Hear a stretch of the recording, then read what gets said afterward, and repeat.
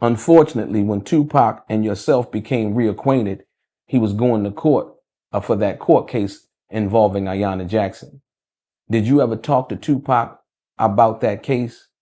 And if you did, what did he say? No, I never did.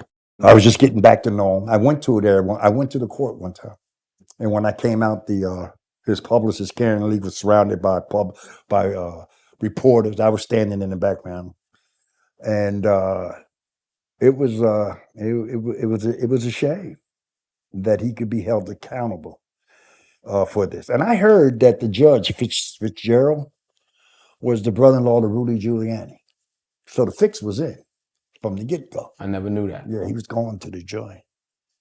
Groping, brother. The last time you heard a motherfucker went to jail for groping. You got the president that says, I grabbed him by the pussy. He ain't in jail yet. Fuck out of here. The prosecution in Tupac's case in New York overstacked the charges against Tupac in hopes that Tupac would be forced to take a plea bargain. The fact that Tupac took it to trial and left it in the hands of the jury says what to you about your son? Yeah, I don't know. I never thought of it from that level. But I know I wouldn't have taken a deal. And so I'm sure, who wants to cop to something that you feel you're innocent? Because he didn't even grope her. He left her. He went in the other room. He got a massage and fell asleep. He thought she was there for him. But she letting all the other guys do this. Well, I don't want to get into it. Then I'll be in court. But it was some other shit that went on. You understand? And it wasn't the way they pretend. But the cops are going to run with it. All you need is a DA to indict. Now you got to prove you didn't do what she said you did. And that's the hardest thing in the world, is to prove against what a woman said you did to her. That's pretty a no-win situation unless you got witnesses. And all the witnesses jacked. And that's what betrayed them. They betrayed them. Biggie, all the motherfuckers up there, they all left. And then they left the fucking guns up there. Who does that?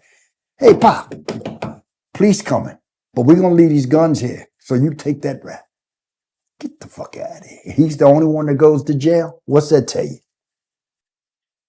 Yeah, it speaks a lot. Like I said, once again, the loyalty, the camaraderie, and the trust. Breaks his heart. Yeah. I think that's where the bitterness started to come from. His bitterness. The bitterness. Towards shit.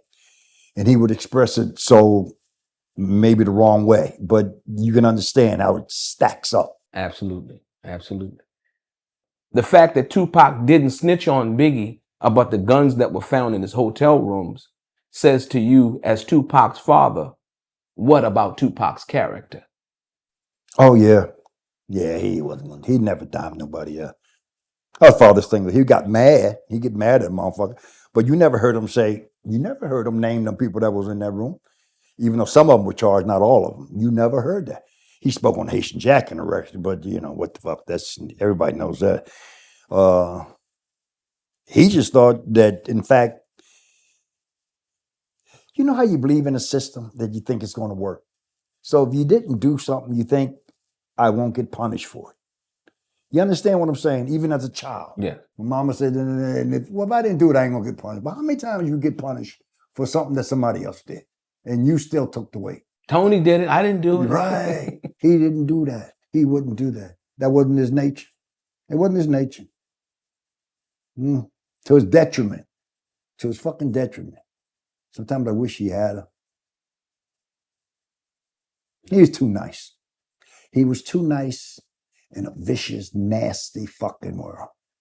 All he wanted to do was relate his message. All he wanted to do was relate to people. All he wanted to do was speak the truth.